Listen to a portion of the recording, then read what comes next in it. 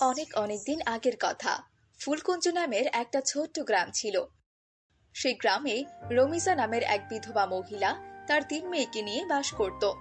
আর 3 মেয়ের নাম ছিল আখি, সেতু আর বৃষ্টি। রমিজা 3 মেয়েকে নিয়ে তার ভাইয়ের বাড়িতে থাকত। ভাইয়ের সংসারের সমস্ত কাজ রমিজা একাই করত। তার সাথে তার 3 মেয়েকেও তারা কাজ করাতো। মা, ও মা, আমার যে খুব খিদে পেয়েছে। দেখো না, রান্নাঘরে কোনো খাবার আছে কিনা। থাকলে আমাকে এক্ষুনি খেতে দাও মা। মারে, রান্নাঘরে এখন খাবার আনতে কিভাবে যাব বল? তোর মামি যে এখন দেখছি রান্নাঘরের দিকে যাচ্ছে। খিদে জ্বালায় আমার পেট ব্যথা করছে মা। কিছু একটা ব্যবস্থা করো না। উম খিদের জ্বালায় পেট ব্যথা করছে বলি?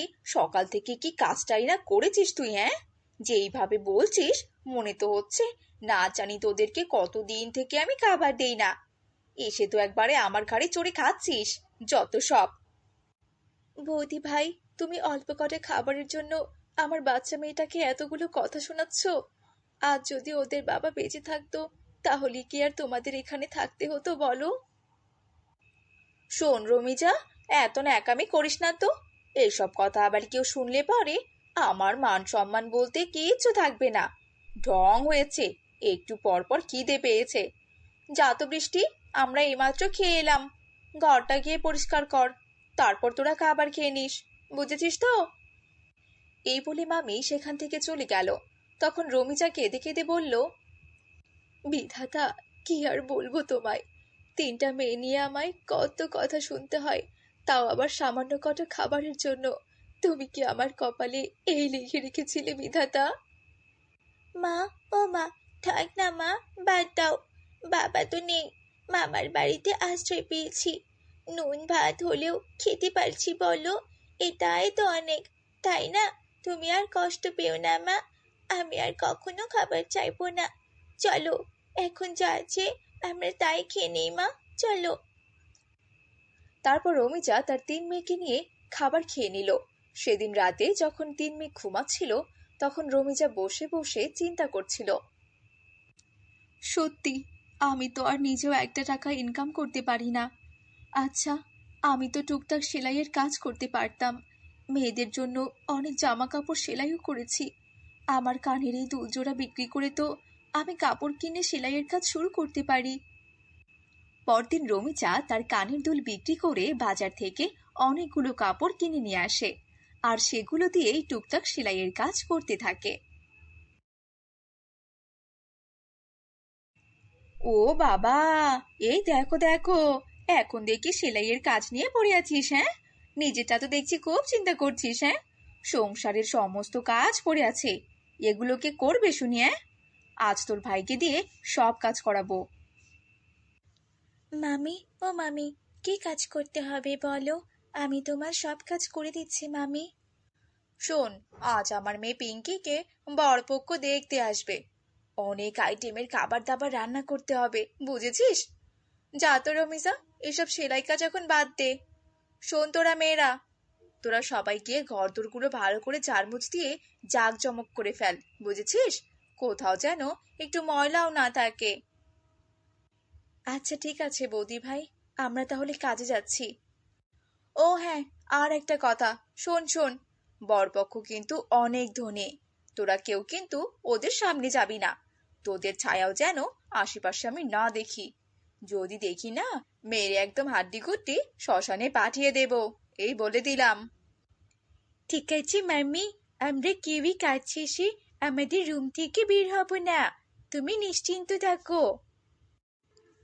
আচ্ছা আচ্ছা ঠিক আছে, কথাটা যেন মনে থাকে, এই বলে দিলাম। এরপর রমিজা রান্নাঘরে গিয়ে রান্না করতে থাকে, আর তার মেয়েরা ঘর পরিষ্কার করতে থাকে। কিছুক্ষণ পর বরপক্ষ চলে আসে, আর রমিজা তখন তাড়াতাড়ি তার মেয়েদের নিয়ে রুমে চলে যায়। এদিকে পাত্রপক্ষ পিঙ্কিকে দেখে পছন্দ করে ফেলে। আরে আরে বা, মেয়ে তো দেখছি যেন চাঁদের একটা টুকরো। আমাদের খুব পছন্দ হয়েছে। আমরা আগামী মাসেই শুভ কাজটা সেরে ফেলতে চাই। কি বলুন আপনারা? আমরা আর কি বলবো, আমাদের ছেলেও যে খুব পছন্দ হয়েছে, আমাদের আর কোনো কিছু বলার নেই। আচ্ছা, এমন খটখট আওয়াজ কোথা থেকে আসছে?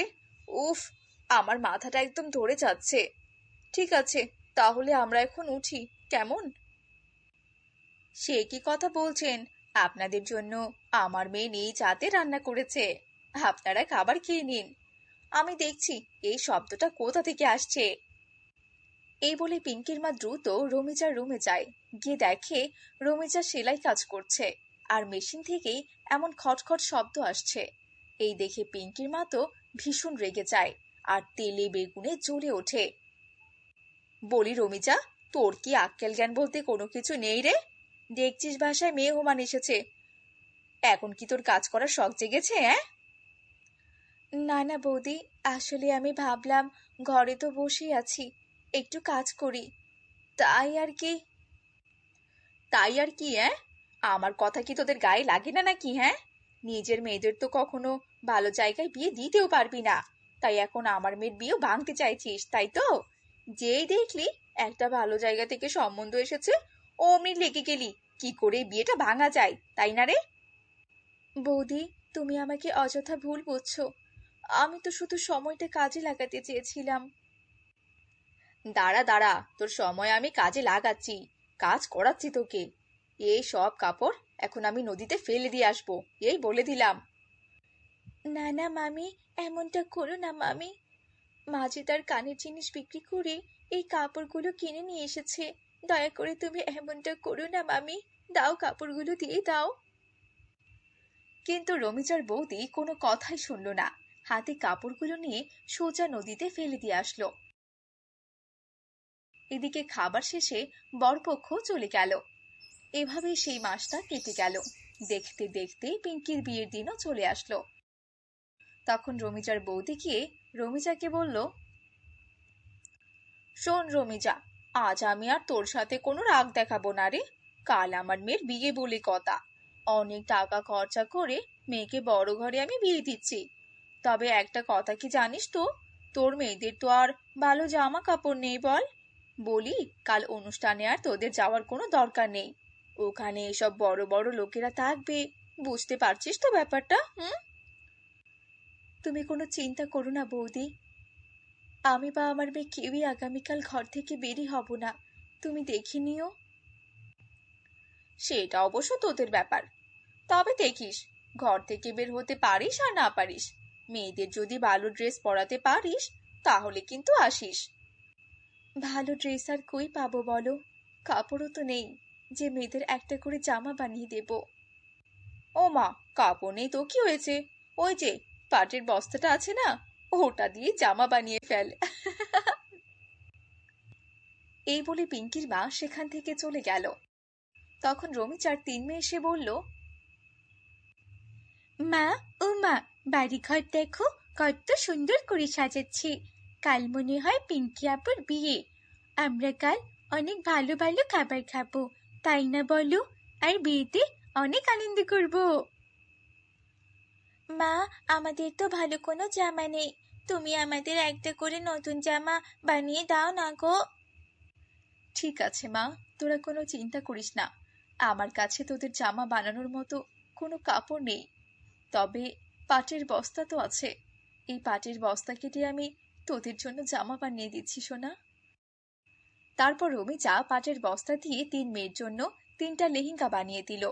পাটের লেহেঙ্গা দেখে মেয়েরা বলল, বাহ, খুব সুন্দর হয়েছে মা, বোঝাই যাচ্ছে না যে এটা পাটের বস্তা কেটে বানিয়েছো, এত সুন্দর একটা লেহেঙ্গা হয়েছে, বাহ। যাক বাবা, মেয়েদের মুখে তো একটু হলেও হাসি ফুটেছে। ঠিক তখনই তার ঘরের পাশ দিয়ে একটা পরী যাচ্ছিল, আর পরীটা তাদের সব কথা শুনে থমকে যায়। আরে আরে, এরা কতটা অসহায়, পাটের বস্তা কেটে লেহেঙ্গা বানিয়েছে, অথচ আমরা পরীরা কতই না বিলাসবহুল ভাবে জীবন যাপন করি।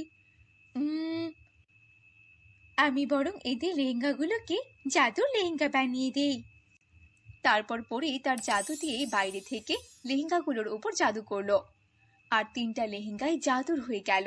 তারপর পরি সেখান থেকে চলে গেল। মা, ও মা, এখন যদি আমাদের সবারই ভালো এক জোড়া করে জুতো থাকতো তাহলে কতই না ভালো হতো বলো। ঠিক তখনই সেখানে 3 বোনের জন্য 3 জোড়া জুতা প্রকট হয়ে যায়। এই কি আশ্চর্য, লেহেঙ্গা থেকে জুতা চলে এলো! এগুলো কি জাদুর হয়ে গেল নাকি? দাঁড়াও দাঁড়াও মা, আমি দেখছি। এই লেহেঙ্গা, আমাকে একটা সুন্দর মেকআপ বক্স দাও তো। ঠিক তখনই সেখানে একটা মেকআপ বক্স প্রকট হয়ে গেল। তাহলে আর কোনো সন্দেহ নেই মা, এগুলো আমাদের জাদুর লেহেঙ্গা। দেখো না কেমন ঝলমল করছে। এবার বোধহয় বিধাতা আমাদের ভাগ্য খুলে দিয়েছে। আর কারো কোনো কথা আমাদের শুনতে হবে না, আর আমাদের অন্য কারো খাবারও খেতে হবে না। অনেক কষ্টের পর বিধাতা আমাদের এই উপহারটা দিল। এখন মেয়েদের বিয়ে নিয়ে আমি আর কোনো চিন্তা করব না। ওদের বিয়ে দিয়ে আমি সুখে শান্তিতে থাকতে পারবো। এরপর জাদুর লেহেঙ্গা দিয়ে রুমিজার পরিবারের সব অভাব দূর হয়ে গেল, আর তারা সুখে শান্তিতে জীবন পার করতে লাগলো। আর পরীর কথা তাদের কাছে অজানাই রয়ে গেল।